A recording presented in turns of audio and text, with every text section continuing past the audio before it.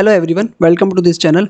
आज का जो सेशन लेके आया हूँ ना दोस्तों आप लोगों के लिए FCI AG3 फेज़ 2 के जो 45 क्वेश्चंस थे जनरल अवेयरनेस के, वो सारे क्वेश्चंस मैं लिख के लाया था पूरे पेज पे, वहाँ पे रफ शीट मिलती है उस पे, और वही मैं आप लोगों के लिए सारे क्वेश्चन लेके आया हूँ। तो एग्जैक्ट आपको वही 45 क्वेश्चन मिलेंगे। आप लोग अपना अपना स्कोर चेक कर लेना। क्वेश्चन सारे वही हैं। हो सकता है आंसर में जो बताऊं उसमें दो चार में आप लोगों को लगे कि ये आंसर मतलब गलत है या ये आंसर नहीं होना चाहिए, क्योंकि गूगल पे भी मुझे जितना मिला मैंने उतना पूरा ढूंढने की कोशिश किया। हाँ, इसकी गारंटी मुझे लेता हूँ, क्वेश्चन आपको सारे वही मिलेंगे 45, एक भी क्वेश्चन कम नहीं है, पूरे 45 हैं और एग्जैक्ट वही क्वेश्चन है। जिन लोगों ने एग्ज़ाम दिया होगा वो लोग समझ जाएंगे कि हाँ यही यही सब क्वेश्चन आए थे। तो चलिए शुरू करते हैं। वीडियो को पूरी देखना, आपको सारे क्वेश्चंस मैं बता दूंगा। ठीक है, फर्स्ट क्वेश्चन देखते हैं हम लोग। पॉइंटिंग डिवाइस करके क्वेश्चन आया था जिसमें ऑप्शन में था प्लॉटर वगैरह ऐसा कुछ। मैंने आंसर माउस किया था, शायद मुझे जितना याद है माउस ही किया था। और दूसरा क्वेश्चन था मोलर टीथ। एक एडल्ट के माउथ में मैक्सिमम कितने मोलर टीथ होते हैं? तो इसका आंसर था 12। इसका आंसर है 12। मैंने ये क्वेश्चन मेरा गलत हुआ था। अगला क्वेश्चन है नेशनल इंफ्रास्ट्रक्चर पाइपलाइन, जो भी गति शक्ति नाम दिया ना NIP, ये पूछा था कब आया, मतलब ड्यूरेशन क्या है फाइनेंशियल ईयर। इसका है 2019 से 2025। एक्चुअली इस वीडियो में मैं आपको ड्रॉ करके नहीं बता पाऊंगा आंसर, क्योंकि मेरा जो पेन होता है वो ख़राब हो गया है। तो मैं आपको आंसर बोलूँगा और आप खाली चेक कर सकते हो अपना, है ना। UPI इंटरनेशनल वाला एक क्वेश्चन था, तो फ़ोन पे इसका आंसर, ये मेरा गलत हो गया था। इसका आंसर है फ़ोन पे। फ़ोन पे ने भी UPI इंटरनेशनल लेवल पे भी चालू कर दिया है, ऐसा कुछ था। जुपिटर जो प्लैनेट है उसके कितने मून्स हैं, ये क्वेश्चन था। स्टैटिक क्वेश्चन थे, मतलब एक जी के आप बोल सकते हो 10-12 के लेवल का था, पर एग्जैक्ट इसका आंसर क्या है वो हम लोग उसमें कंफ्यूज हो रहे थे। ऐसा मतलब ऐसा लग नहीं रहा था कि क्वेश्चन बहुत हाई लेवल के हैं, पर इतने इजी लेवल के भी नहीं थे कि टिक कर पाओ। आप 2-3 ऑप्शन में कंफ्यूज हो जाओगे और वहीं पे आप श्योर नहीं हो पाओगे और क्वेश्चन गलत कर दोगे। ऐसे मेरे 15 क्वेश्चन गलत हो गए 35 में से, काफ़ी ज़्यादा रॉन्ग हुए। जुपिटर प्लैनेट मून्स का आंसर 92 है। ICI 8 कोर इंडस्ट्रीज होती है, उसके अंदर उसमें ऑप्शन में दे रखे थे ऑटोमोबाइल, फर्टिलाइजर्स, जो हमारा ये होता है कोल और क्रूड ऑयल। तो इसमें इसका आंसर था ऑटोमोबाइल। ऑटोमोबाइल इसमें नहीं आता है। जो ICI की 8 कोर इंडस्ट्रीज होती है उसमें। एक क्वेश्चन था यीस्ट शुगर को परिवर्तित कर फर्मेंटेशन, ऐसा करके कुछ क्वेश्चन था जिसका आंसर था अल्कोहल। तो एक ये क्वेश्चन था। एक क्वेश्चन, नेक्स्ट क्वेश्चन देखो, एप्लीकेशन सॉफ्टवेयर और सिस्टम सॉफ्टवेयर के बीच में क्या डिफरेंस है? 5 स्टेटमेंट थे, फिर आपको आंसर टिक करना था। एक क्वेश्चन था अहिल्याबाई होलकर, ये जो थी महारानी कहाँ की थी? तो ऑप्शन में ग्वालियर, मालवा, सतारा ऐसा कुछ दे रखा था। इसका आंसर है मालवा। क्लिनिकल थर्मोमीटर रेंज दे रखा था, हमारे बॉडी का टेम्परेचर 37 डिग्री होता है ना, तो ऐसा कुछ करके दे रखा था क्लिनिकल थर्मोमीटर रेंज। इसका आंसर है 35 degree centigrade to 42 degree centigrade. एक क्वेश्चन था फ्रीवेयर, जो कई सारे कंपनी वेबसाइट बनाती है फिर कुछ दिन फ्री ट्रायल के लिए देती है ना, तो उसको क्या बोलते हैं, ऐसा कुछ था उसमें, शेयरवेयर, फ्रीवेयर। तो ये आंसर था फ्रीवेयर, है ना। आँख में प्रवेश करने वाली रोशनी की मात्रा को नियंत्रित कौन करता है? ये क्वेश्चन था सीधा सीधा सा। आज का आंसर है आइरिस। आइरिस स्कैन जो होता है ना, आइरिस, मैंने शायद कॉर्निया लगा दिया था। तंजौर में एक बृहदेश्वर मंदिर है, वो कौन से राजवंश ने बनाया? ये क्वेश्चन था। तो वो बनाया है चोल राजवंश ने, है ना। स्वराज मेरा जन्मसिद्ध अधिकार है नारा किसने दिया? इजी क्वेश्चन था, लोकमान्य बाल गंगाधर तिलक। वन में अधिकतम वृद्धि, FSI की जो रिपोर्ट थी ना, तो वनों में अधिकतम वृद्धि कौन से राज्य में हुई? ये क्वेश्चन था। इसका आंसर था आंध्र प्रदेश। दाल उत्पादन में भारत का कौन सा स्थान है भारत पूरे विश्व में? तो भारत टॉप पे है, प्रथम स्थान। ये मेरा सही हुआ था। विंडोज़ 98 को आप विंडोज़ XP में कन्वर्ट कर रहे हो तो आप क्या कर रहे हो? ये ऑप्शन था, डिग्रेड कर रहे हो, अपडेट कर रहे हो, अपग्रेड कर रहे हो। तो मैंने आंसर किया था अपग्रेड, शायद इसका आंसर अपग्रेड ये। हेलीकॉप्टर मैन्युफैक्चरिंग, ये तो अभी करंट का क्वेश्चन था, क्योंकि PM मोदी ने कर्नाटका में इसका अभी अनवील किया था, हेलीकॉप्टर मैन्युफैक्चरिंग, ये मुझे याद था, कर्नाटका।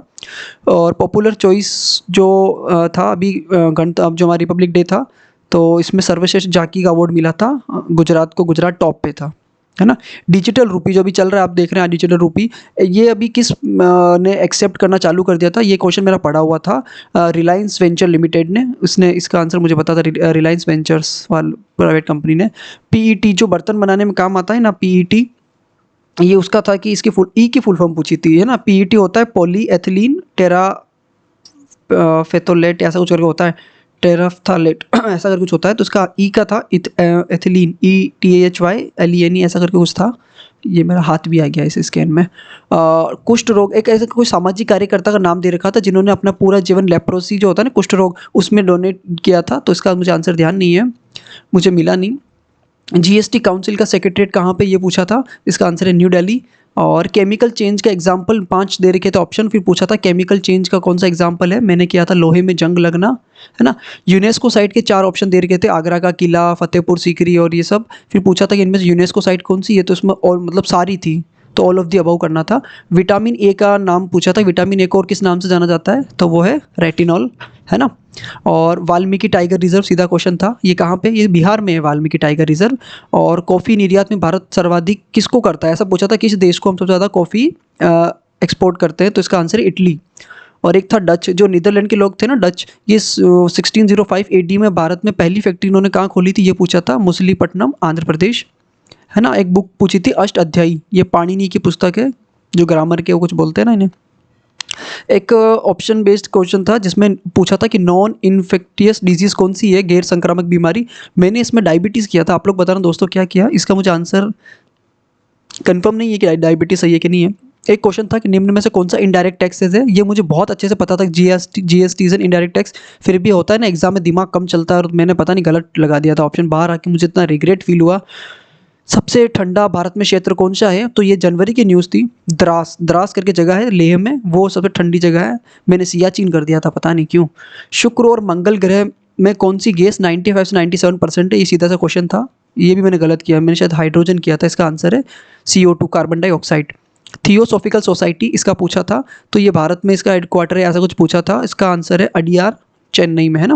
AFC जो एशियन का फुटबॉल का होगा 2027 में, कौन सा देश उसको होस्ट करेगा, सऊदी अरब, ये मेरा पढ़ा हुआ था। और मैं वैसे शेयर मार्केट करता हूँ, तो मुझे पता था कि बॉम्बे स्टॉक एक्सचेंज कब आया था, तो ये क्वेश्चन मतलब मेरे लिए बहुत अच्छा था। बॉम्बे स्टॉक एक्सचेंज 1875, 1875 में। एक्सपोर्ट प्रोसेसिंग जोन, EPZ जो होता है ना, EPZ एक्सपोर्ट प्रोसेसिंग जोन, ये जो जितने भी बंदरगाह वगैरह होते हैं ना, इनको सब कुछ बनाते हैं।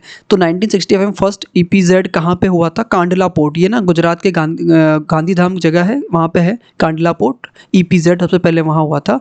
और एक की पूछी थी कि switch between keyboard layout and input languages which shortcut की इज यूज, ऐसा करके कुछ क्वेश्चन था, इसका आंसर था विंडोज प्लस स्पेस, है ना, उससे हम कर सकते हैं। सिस्मोलॉजी का आया था, सिस्मोलॉजी में हम किसका अध्ययन करते हैं, तो आप लोगों को पता होगा भूकंप विज्ञान का करते हैं सिस्मोलॉजी में। और वाटरफॉल सबसे बड़ा इंडिया का कौन सा, ये क्वेश्चन था, कुंचिकल करके जगह है, कुंचिकल वाटरफॉल, KUNCHIKL, कुंचिकल, उस वो ये है इसका आंसर। और एक था खजियार करके कोई जगह है जिसे मिनी स्विट्जरलैंड बोलते हैं इंडिया का, वो कहाँ पे, मैंने सोचा कश्मीर में ठंड होती है इसलिए कश्मीर में, पर इसका आंसर हिमाचल प्रदेश है। और पूछा था पहला गोलमेज सम्मेलन कब हुआ था, तो ये हुआ था 1930 और 31 उसके बीच में, 1930-31, तो ये मेरा सही हुआ था। और अभी पूछा था कि कौन से सिटी को ग्लोबल सिल्क सिटीज़ में शामिल किया, तो Bangalore is the first city, है ना, तो इसका आंसर बेंगलोर था, मेरा गलत हुआ था। और एक पूछा था महिला सम्मान बचत प्रमाण पत्र में मैक्सिमम कितना इन्वेस्टमेंट कर सकते हैं, तो वो है 2 लाख रुपए।